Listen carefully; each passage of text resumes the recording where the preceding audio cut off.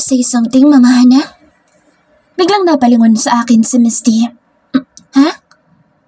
Wala. Nothing. May naalala lang ako sa bahay. Ngumiti ako sa kanya. Okay. Tumayo si Misty at naglaro na sa kanyang cellphone at umupo sa kanyang chair habang naghihintay sa kanyang sundo. Kaya ako naman ay nagligpit na rin ang aking mga gamit. Dahil weekends na kaya marami akong liligpitin. Nagpunas na rin ako ng aking table. Nagwalis na rin para kahit paano ay walang kalat at alikabok. Uncle! Napalingon ako nang marinig ko ang boses ng Misty na tinawag ang uncle nito. Pero agad din ako nadismaya dahil sa Xavier pala iyon. Nakakainis naman. Ba't ba ako madidismaya palaging sa Xavier naman ang sumusundo sa kanyang pamangkin? Hello, Miss Beautiful Hana. Pagbati pa sa akin ni Xavier na nakangisi pa. Hi. Sige, ingat kayo ni Misty. Agad kong sagot at nag-wave na sa aking estudyante. Oh, sakit naman Miss Beautiful Hana. Pinapauwi mo na agad ako. Kunwari pang nasasaktan si Xavier dahil nakahawak ito sa akin niyang dibdib. Natawa tuloy si Misty sa kanya. You're funny, Uncle Xavier. Humahalakhak pang salita ni Misty. Kumunot ang noo ko kay Xavier. Parang ewan talaga ang lalaking ito. Ano masakit sinabi ko? Sige na, mag-ingat na kayo. Pagtataboy ko kay Xavier. Oh, my heart is in pain. Misty, your uncle was defeated. Go, call your Uncle Sian and save us. Parang tangang ewan na salita ni Xavier habang nakahawak pa rin sa kanyang dibdib. Uncle Sian? Oh, Uncle's here na. Biglang nagdingning ang mga mata ni Misty at binitawan ng suot nitong Barbie na backpack at ang kanyang lunchbox. Nagtatakbo itong palabas ng classroom kaya mabilis kong tinawagan ng estudyante ko ngunit hindi na niya ako narinig. Baka madapa naman ang pamangkin mo, Sir Xavier. Pagsusungit ko sa kanya, biglang napapito sa hangin si Xavier na parang nakakainis. Ayos lang yun, Miss Beautiful Hana. Namiss niya lang kanyang Uncle Sian. Ikaw ba, namiss mo rin? Sabay kindat pa sa akin ng ulupong. What? Kulang na lang ay mga matis ang buko mukha at lumabas ang usok sa aking ilong sa pagkakasabi nitong parang tanga. Ngumisi-ngisi lang si Xavier habang pinupulot ang gamit ng Misty na basta nalang ibinagsak sa floor. Tara, sabay ka na sa akin, Miss Beautiful Hana. Ihatid ka na namin pag-uwi. Pagyaya nito na para bang wala lang. Malakas akong umiling. Ayoko nga at baka makita pa kami ng kapatid nito na iniiwasan ko rin na makita kahit na gustong-gustong makita ng mata ko. May tatapusin pa ako dito. Sige na, salamat na lang sa pag-alok mo. Nag-wave ako kay Xavier para umalis na ito. Nakakainis kasi ang pagngisi-ngisi nito sa akin. Minsan parang nakakasama ka ng loob, Miss Beautiful Hana. Kapag ako nagyayaya sa iyo noon pa man, madalas mo akong tanggihan. Pero ang kuya ko'y mabilis kang napapapayag. Something strange ha? Napapailing pa ito sabay sipol ulit. Parang gusto kong lumubog sa pinagkakatayuan ko ngayon. Paano nito nalaman? Naikwento ba ni Misty? Natural dahil magkakasama lang sila sa loob ng bahay. Pero isang beses lang iyon nung mag-dinner kami kasama sa Misty. Dahil ang pangalawa ay porsadong dinner naman iyon. Pinilit kasi akong isama kaya hindi na ako nakatanggi. Marahan kong masagot kahit na parang gusto kong suntukin ngayon si Xavier na parang nang-aasar pa. Mapang-asar pa naman itong palagi. Oo? Patango-tango pa ito habang nakangisi. Oh siya, Miss Beautiful Hana. Super welcome sa aming bahay. Very soon. Sabay kindat nito at lumayas sa aking harapan na patawa-tawa. Napasukan na ata ng masamang hangin yung si Xavier. Napailing na lang ako at inayos na mga gamit ko. Dahil sa Monday na ulit ang balik ay kailangan kong i-check ang lahat. Nang matapos ay inilak ko na ang room. Malaking bag at ilang record books ang bitbit ko. Paglabas ko ng room ay sumenya sa akin ang aming guard kaya kumuhay nilang ako kay Manong. Nang makalabas na ako ng malaking gate ay sakto naman na pumatak ang ulan. Nakakainis naman, ba't umulan ngayon? Kung kailan nakalimutan kong magdala ng payong. Inis na nagmamadali ako sa paglalakad para makatawid dahil nasa kabilang tawid pa ang sakayan ng jeep. Pero bago pa ako makatawid ay maraming mga estudyante ang nagsitakbuhan na nagmamadali. Diyos ko po! Huli na dahil nasanggi na ako ng isang bata kaya natumba ko sa aking kinatatayuan. At minamalas pa dahil nabitawan ko pa ang record book ko. Oh no! Parang gusto kong maiyak dahil pati ang salamin ko sa mata ay tumilapon sa kung saan. Kahit nalalabong aking paningin ay tumingin ako sa mga batang estudyante. Imbes kasi na huminto ang mga ito at tulungan ako ay parang mga walang manners dahil nagsitakbuhan ang mga ito palayo na parang walang binunggo. Naramdaman ko ng sunod-sunod na patak ng ulan. Hindi maaari ito. Ang record book na kailangan kong tapusin sa bahay ay nagkalat at hindi pwede iyon na mabasa. Ma'am Gonzales, ano po nangyari sa'yo? Biglang litaw sa kung saan ni Sir Brando Ismael, isang teacher din sa parehas na school. Hindi pa man ako nakakasagot ay mabilis itong lumapit sa akin. Sir, baka po pwedeng makisuyo ng record book. Pakiusap ko dahil yun lang ang unang pumasok sa isip ko na dapat sagipin. No problem. Kahit malabo ang paningin ay nakita ko itong pinagdadampot ang ilang mga papel. Ako naman ay pilit na tumayo pero bago pa ako tumayo na maayos ay may isang malaki at malakas na braso ang biglang pumulupot sa aking maliit na katawan. Agad akong nastatwa dahil may kung anong bultahe ang pumasok sa aking katawan dahil para akong nakuryente. Sir Sian? Halos pabulong kong salita sa gulat nang makita ko sa malapitan ang gwapong mukha nito. Kahit walang suot na salamin ay malinaw ko siyang nakikita ng malapit. Pakiramdam ko'y huminto ang oras nang magtagpo ang dalawa naming mga mata. Parang gustong magwala ng puso ko sa sandaling iyon. Ang Gonzales? Biglang bumalik sa tamang katinoan ang aking kaisipan nang marinig kong pagsasalita ni Sir Brando. Salamat Sir Brando. Pero bago ko pa makuha ang iniaabot nitong record book, ay ang mahabang braso ni Sian ang kumuha noon. Nagkatitigan pa ang dalawang lalaki. Kulang na lang ay gusto kong kumalas sa pagkakahawak ngayon ni Sian dahil iba ang tingin nito kay Sir Brando. Kaya napatikim na lang ako. Lumalakas ng ulan. Pwede na kayong umuwi. Uuwi na rin ako. Pambasag ko sa kanilang dalawa. Diyos mio naman, bakit ganito ka-intense? Record book lang naman iyon at ang... Hindi, ang salamin ko. Teka, ang salamin ko! Mabilis akong kumuwala kay Sian dahil hindi pwedeng wala akong suot na eyeglass dahil kasama na iyon sa aking buhay. Lalo pa at bagong bili ko lamang iyon. Teka, hindi ko naman yun binayaran eh. Pero kahit na, akin pa rin iyon. What the hell?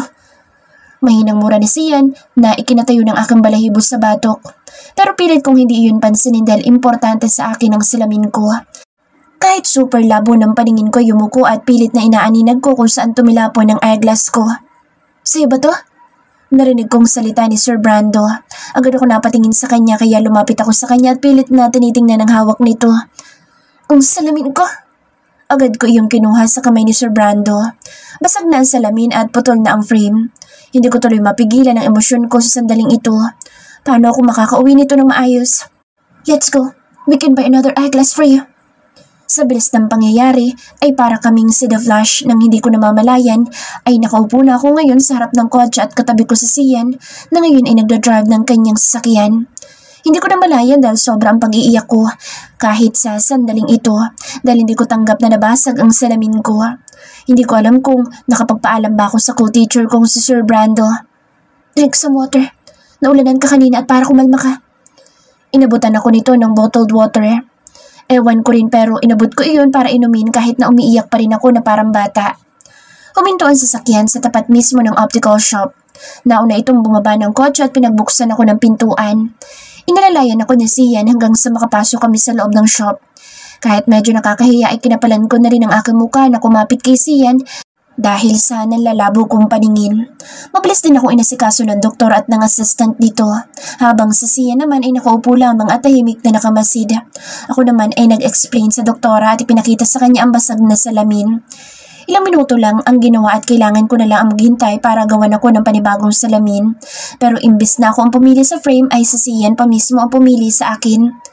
It suits you better. Sabi nito nang ipasuot ang saktong frame na bilog. Hindi ko makita ang sarili ko sa salamin dahil artificial glass lang naman ang nakalagay sa frame kaya sumang-ayon na lang ako sa sinabi ni Sian.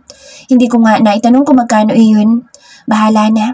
Buti na lang may konting tabi pa ako na pera. Siguro'y baka malate ako sa pagpapadala sa mga tiyang ko dahil sa nangyari. Are you hungry? Tanong nito sa akin habang magkatabi kami sa upuan. Gusto ko sana magsinungaling pero ang tiyan ko'y bigla ba namang tumunog. Parang gusto ko tuloy na lumubog sa kinaupan ko ngayon. Sounds really hungry ha? Sabay tawa nito ng mahina. Bigla akong nag-blush sa kahihiyan. Dagdagan pa ng pagsipa sa aking dibdib. Pero namalayan ko na lamang na dinala ko nito sa isang mukhang sosyal na restaurant. Hindi ko ma-appreciate ang nakikita ko dahil sa nanlalabo kong mga mata. Hindi ko nga maaninag ang mga mukha ng mga tao. Kaya kung todo, kapit na lang ako sa braso ni Sian dahil baka bigla ko nitong iwan na ayokong mangyari. Hinayaan ko na lamang din na siya na lang ang mag-order sa aming pagkain. At ilang minuto lang na paghihintay ay halos maglaway ako sa amoy ng masasarap na pagkain. Lahat iyon ay seafoods. Tahimik kaming kumakain na dalawa pero pati ata dragon ko sa tiyan ay gutom na gutom kaya hindi na ako nahiyang kumain ng malakas sa harapan nito. Total naman ay malabong aking paningin ay kakapalan ko ng aking muka sa kakakain. Kahit walang connect ang malabo kong paningin sa nagugutom kong tiyan ay kain lang ako ng kain. Thank you sa masarap na dinner. Napadigay patuloy ako nang wala sa oras matapos na uminom ng orange juice. Oops, excuse me. Napatakip pa ako sa aking bibig. It's okay. I'm glad you like it. Hindi ko man masyadong makita ng malinaw sa Sian ay alam kong ngumiti ito. Ngayon ko lang din na-realize na parang another dinner date pala itong ginawa namin. Susme. Nang makabalik kami sa shop ay ready na iyon at excited na akong isuot iyon. Wow. Mga ako dahil parang gumanda ako sa suot kong eyeglass. How much po? Tanong ko sa assistant. It's okay ma'am. Bayad na po ng boyfriend mo. Nakangiti pa sa akin ang babaeng assistant. Ha? Agad ako napatingin kay Sia na ngayon ay para bang si Kristo na ang itsura dahil nakabuhaghag na ang mahaba nitong buhok. Pero hindi ko po siya Let's go, para makapagpahinga ka niya. Malambing na boses ni Sia na halos ipanginig ng buo kong sistema sa katawan. Narinig ko pa ang mahinang tawa ng assistant na pilit ko na lang na hindi pinansin. Ewan ko ba? Sa bilis ng pangyayari, heto ko ngayon sa harap ng aming bahay at nakauwi ng maayos at ligtas. I hope you enjoy our dinner. Sabi ko na nga ba, hindi lang ito basta dinner kundi dinner date din ito eh. Bakit ba ito ganito sa akin? Baka inuuto lang ako nito. Salamat din po, Sir Sian. Tanitigan ako ni Sian nang nakakatunaw. Kulang na lang tuloy ay makalimutan ko ang paghinga sa paraan ng tingin dito sa akin. Can I kiss you? He begged. Huh? Nagulat ako sa aking narinig. I think it's a yes. Pero bago pa ako makasalita ay mabilis nang lumapit ang muka ni Sian sa aking muka. Pero bago pa lumanding ang bibig ni Sian sa akin ay isang malakas na pagtikim ang aming narinig. Walang iba kundi si Ate Mika na ngayon ay salubong ang mga kilay at masama ang tingin kay Sian. Okay, let's go girls! Malakas na hiyaw ni Ate Lian. Kompleto kami ngayong 6. Umuwi kasi kagabi sa Ate Grace na mukhang malungkot kaya sakto hindi ako napagalitan ni Ate Mika sa nagdaang gabi. Oo, nakakahiya lang ang nangyari na muntik ng paghalik sa akin ni Sian. Mabilis kasi akong hinila ni Ate Mika papasok sa loob ng bahay at siya ang kumausap kay Sian. Hindi ko alam kung ano mga pinag-usapan nila para tuloy akong anak na mayayari sa nanay. Nakatingin pa sa akin sa Ate Lian at Ate Aryan. Tinatanong nila ako kung ano nangyari sa labas dahil hindi ako makapagsalita ay lumabas ang mga ito. Pero saktong pagbukas ng pintuan ay pumasok si Ate Mika kasama nito sa Ate Grace na parang pinagbagsakan ng langit at lupa. Kaya sa kanya napunta ang atensyon. Pero hindi rin ito nagsasalita dahil kinausap ito ni Ate Mika. Pasimple pa nga akong sumilip sa labas ng pintuan kung nandoon pa ba si Sian at ang sasakyan nito pero wala na akong nakita. Sa tataan niya ang nakita kong dumating galing trabaho.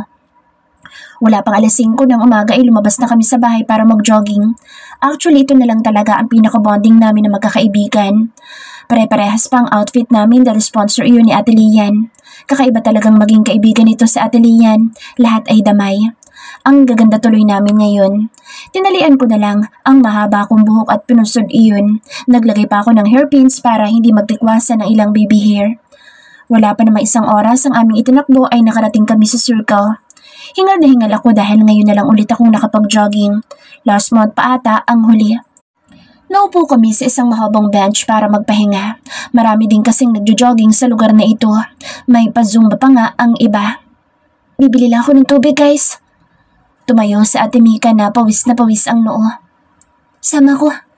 Tatayo na sana ako na magsalita si Ate Grace. Ako rin sasama. Kaming dalawa na lang para hindi kayo mapagod. Umalis na ang dalawa kaya 4 na lang kaming nakaupo nang biglang tumayo si Ate Lian. Parang gusto ko pa magpapawis ngayon. Feel ko pang mas talong maging sexy today eh. Game ako dyan. Tumayo rin si Ate Aryan. Super close talaga silang dalawa. Sige kayo na lang. Dito lang kami ni Hana. Nag-wave pa sa Ate Tanya sa dalawa. Natatawa na lang kami ni Ate Tanya dahil feel na feel sumabay sa indak sa Ate Lian at Ate Aryan. Napapailing na lang ako. Mabuti pa silang dalawa, parang maraming energy palagi sa katawan. Parang walang problema sa buhay. Kumusta na baby mo, Ate Tanya? Namiss ko na yun sa Tricia. Tanong ko kay Ate Tanya. Tumingin ito sa akin at ngumiti. Ayun, makulit pa rin. Pumapasok pa rin kahit salim-pusa lang. Natatawa na lang si Ate Tanya. Natawa na lang din ako. Nagtatawanan lang kami ni Ate Tanya nang may mapansin ako isang bagong restaurant na mukhang mamahalin. Ate, may bago na palang kainan dito? Napasulyap din si Ate Tanya sa itinuro ko. Ah, oo, nagbukas na pala sila. Ang bilis ha. Parang kailan lang ginagawa pa iyan. Ngayon pwede nang kumain dyan. Nagkatinginan kami ni Ate Tanya at sabay na natawa. Palibre tayo? Natatawang salita ni Ate Tanya. Game. Nang makabalik sa Ate Mika at Ate Grace ay may bitbit na mga ito na bottled water, habang ang dalawa pa ay kuntodo bigay sa kakazumba at wala atang kapaguran. Mga ilang minuto pa lumipas nang matapos sa kakazumba, ang dalawa na ngayon ay naliligo na sa pawis. Maarting kinuha ni Ate Lian ang maliit na bimpo na kinuha niya pa sa mini pocket nitong nakalagay sa kanyang bewang. Siguro na may tanggal na lahat ng ugly fats na kumapit sa akin. Pagsasalita ni Ate Lian at uminom ng tubig. Nagugutom na ako. Ako rin. Nakakapagod kayong tumakbo. Kaya nga. Sunod-sunod na salita ng mga kaibigan namin. Ako rin biglang nagutom at napatingin sa isang bagong restaurant. Siguro naka-open na iyon sila dahil pasado 7:00 na ng umaga. Tara guys, kumain tayo dun. Nguso ni Ate Mika sa restaurant na kanina lang ay tinitingnan ko. Parang gusto tuloy pumalakpak na magkabilang tenga ko at nagkatinginan pa kaming dalawa ni Ate Tanya. Nakasunod lang kami kay Ate Mika na parang siya ang aming leader. Napahanga pa ako dahil ang ganda pala ng restaurant na aming pupuntahan. Catch eye ito at magandang ambience ng view. 24/7 palang open ang kainan dito. Good morning po, madam. Welcome to Loving Eatery. Pagbati ng gwardiya sa amin. Dahil maaga pa naman ay ilan lang naman ang tao sa loob. May nakita pa ako na bagong dating ng mga empleyado. Humanap sa Ate Grace ng pwesto na sakto sa amin lahat. Ang napili nito ay ang pang family table kaya naupo na kami. Lumapit ang isang waiter at binigay ang menu. Ang ganda rin ng offer nilang pagkain. Kapag umaga ay menu ng breakfast ang bibigay at yun lang ang pwedeng i-order dahil nakabasa ang menu kung breakfast, lunch at dinner. Meron din mga snacks. Pumili na kayo guys. Ako na bahala.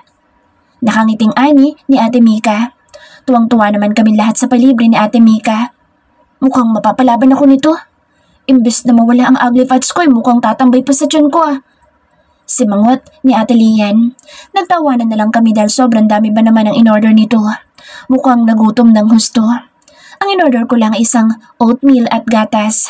Pero sa Ate Mika ay kumuha pa ng isang malaking bowl ng vegetable salad, sandwiches, waffles na may berries. Super enjoy tuloy kaming kumakain ngayong umaga. Nang makatapos kumain ay nagbayad sa Ate Mika ng bills. Excuse me. Pwede ko po ba kayong makuhanan ng pictures para sa aming Facebook page? At kukuhanan ko po kayo ng feedback. Isang magandang manager ang lumapit sa amin at may hawak pa itong camera. Sure. Yan mga gusto namin. Hindi kami tatanggal sa mga ganyan lalo pat magaganda kami lahat. Walang pangit sa amin. Kung todo, paganda pa ng buhok sa Ate Lian. Iyan! Pananaway ni Ate Mika. Natuwa na lamang kami. Maya-maya pa ay kinuhanan kami ng pictures. Meron din na individual pa. Bakit kaya may paganito pa? Pero siguro para lalong makaakit sa mga customers. Thank you and come again. Nang lumabas na kami sa restaurant ay pinagtitinginan kami ng ibang mga tao. Anong meron? Pagtataka ni Ate Aryan. Kaya nga, kanina ko pa napapansin na tingin sila ng tingin sa atin.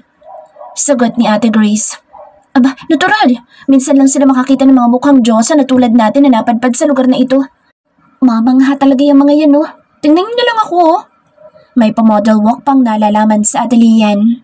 Natatawa na lang kami sa kakengkuya ni Ate Lian. Sumakay na kami ng taxi at nagsisiksika na lang para magkasya. Sa Ate Grace pa ang namasahe sa amin. Nang makarating ay kanya-kanyang pasok na kami sa aming kwarto. Ako naman ay saglit na nagpahinga bago naligo sa banyo. Nilagkit na pala ako sa sobrang pawis. Nagsuot lang ako ng cotton shirt at short habang pinupunasan ko ng towel ang buhok ko at nakatapat iyon sa electric fan. Kinuha ko ang cellphone na ngayon ko lang nahawakan dahil hindi ko naman iyon dinala nung mag-jogging kami.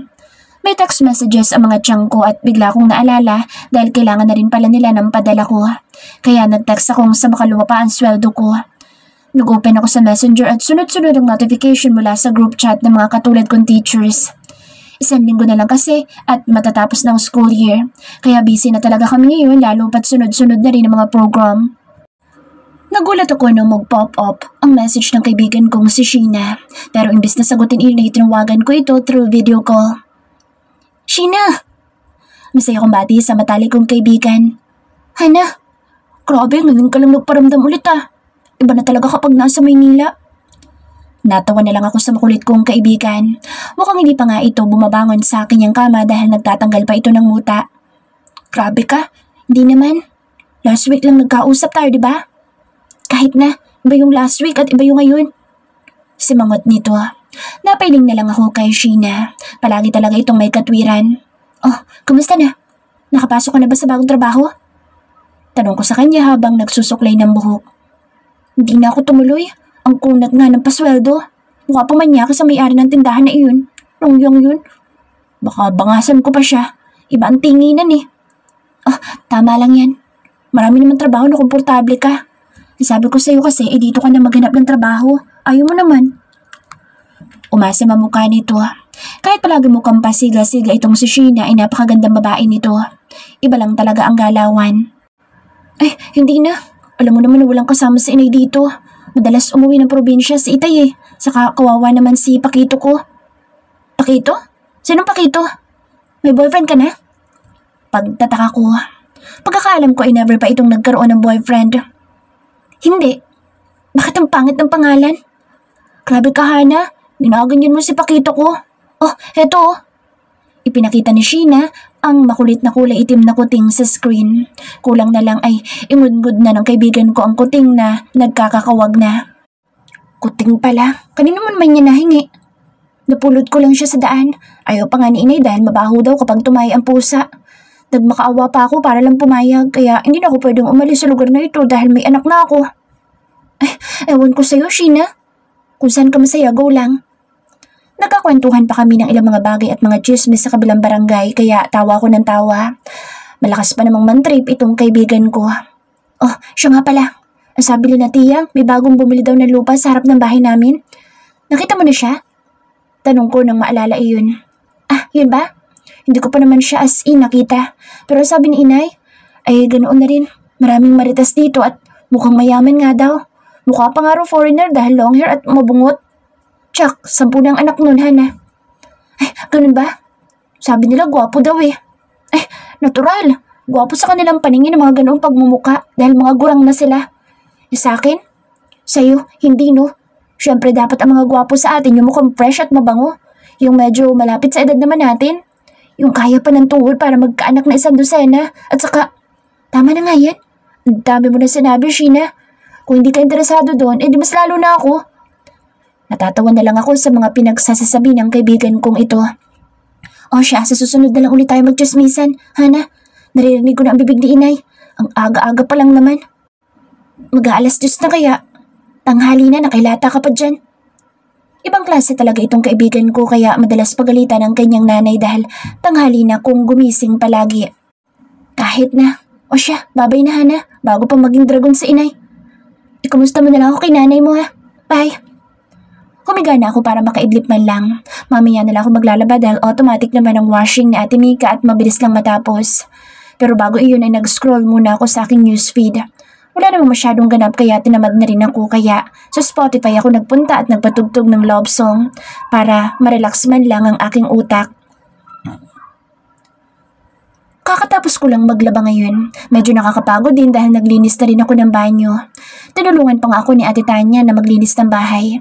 Habang sa Ate Grace ang nakatokang magluto ng aming dinner. Si Ate Arian ay rest day today dahil palagi naman siya ang gumagawa ng gawaing bahay. Ay kailangan niya rin ng pahinga.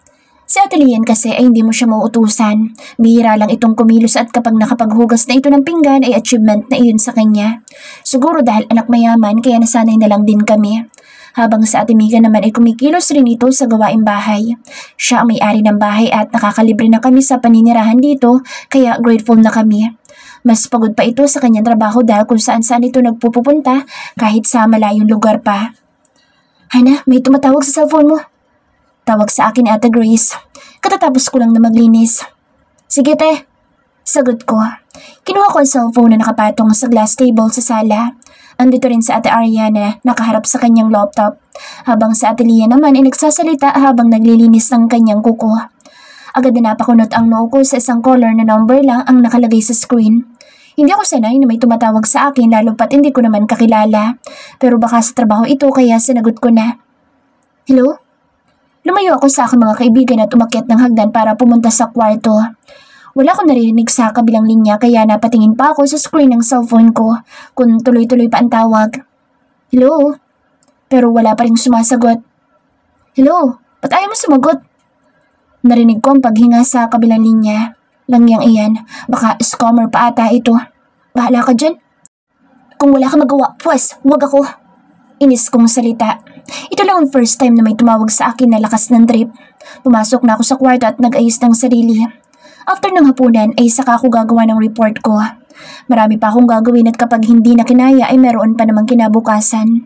Napapadalas na ang pagpupuyat ko nitong mga nakaraan. Siguro makakabawi na ako ng tulog kapag bakasyon na. Narinig ko tumatawag sa Ate Grace.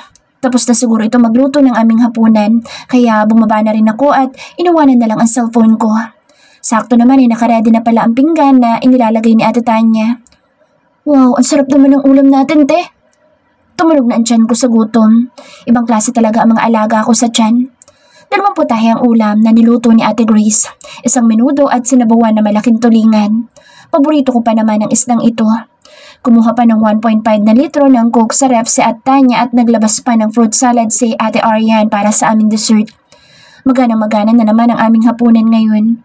Kung kailang gabi na ay saka ang lalakas namin kung kumain na parang hindi nagmerienda kanina sa hapon. Busog na busog ako ngayon pero kumakain pa rin ako ng salad nang may mag-doorbell sa aming pintuan kaya lahat kami inapahinto. Ako na. Agad na tumayo si Ate Mika. Sunundan lang namin siya ng tingin at pinagpatuloy ang kinakain. Ang sarap mo magluto, Grace. Pwede ka na mag-asawa. Nakangising salita ni Ate Tanya. Ang sarap nga, kaso walang pag-asa kay Playboy. Singit ni Ate Lian. Nakita kong sinuko ito ni Ate Ariane. Grabe ang bibig mo, mahiya ka naman. Alam mong kapatid pa rin iyon ni Mika at boss ni Tanya. Pinanlakan ito ng mata ni Ate Ariane. So, Playboy pa rin. Walang pakaalam na ngumunguya pa rin si Ate Lian. Kahit ganun yun, love ko pa rin siya, no? Simangot na sagot ni Grace. Iba rin itong magmahal sa Ate Grace. Kahit nilalait-lait na siya ng harapan ng kanyang crush, ay hindi nababawasan ang pagkagusto nito sa tao. Hindi ko rin alam kung bakit patay na patay ito kay Lester samantalang napakagandang babae naman ito. Marami itong manliligaw sa totoo lang pero ang mata nito ay nasa iisang tao lang nakatingin kahit na harap-harapan ang nakikita ang pagiging babaero ng kuya ni Ate Mika. Ano Gonzales, for delivery? Biglang sulpot ni Ate Mika. Sa akin? Pagtataka ko. May bitbit na 2 malaking pizza ito at 6 na milk tea na mula pa sa kilalang pangalan ang tatak. Wow, may manliligaw ka na, Hana? Hindi makapaniwalang tanong ni Ate Lian. Hindi pa nga tayo natutunawan sa kinain natin. Kakain na naman tayo. Ang laki ng pagkakangisi ni Ate Ariane. Ate Mika, tawag ko. Sasala na lang natin yan kainin. Kinuha ni Ate Tanya at Ate Grace ang dala ni Ate Mika ng mga pagkain. Patawa-tawa pa ang dalawa. Magligpit ka, Lian, para may sagbi ka naman dito. Pag-uutos ni Ate Mika sa aming pinagkainan. Nangahaba tuloy ang huso ng inutusan at pakamot-kamot pa sa kanyang ulo. Tutulungan ko sana ito pero pinigilan ako ni Ate Mika at hinila na ako. Ate, hindi ko kilala nagbigay ng pagkain. Mahina akong bulong. Tumingin dito sa akin. Hayaan mo na, ikain na lang natin yan. Pero ate, baka masamang tao yan ha? Or baka kidnappers. Naku, mahirap na. Tumawa lang ito at umiling. Kung masamang nilalang man siya, ay hindi na yun makakahinga pa ng mga oras na ito. Ha? Pagtataka ko. Ang gulo din kong minsan ni Ate Mika. Mukhang hindi naman nababahala si ate kaya sige, papanatag na rin ako. Mas malakas naman ang instinct nito kasi sa amin kaya may tiwala ako. Kahit mga busog ay kumain na naman kami. Grabe lang dahil wala din ang itinakbo namin sa umaga kung ang lalakas din naman namin kumain. Ang nakakatuwa lang dahil hindi kami tabain. Siguro dahil palaging gumagalaw at nagpapapawis ang aming katawan. O dahil sa stress? Hindi ko alam. Grabe, hindi na ako makagalaw sa sobrang kabusugan pero pinilit kong bumalik sa aking kwarto. Hindi para matulog kundi para sa class report. Nagpahintay lang din ako ng 15 minutos para umupo para bumaba ang lahat ng kinain ko. Habang ang iba pa naming kaibigan ay nasa baba pa rin at kumakain. Sa Tatanya naman at Ate Mika ay maaga na rin na nagpahinga dahil may pasok pa kinabukasan kahit araw ng linggo.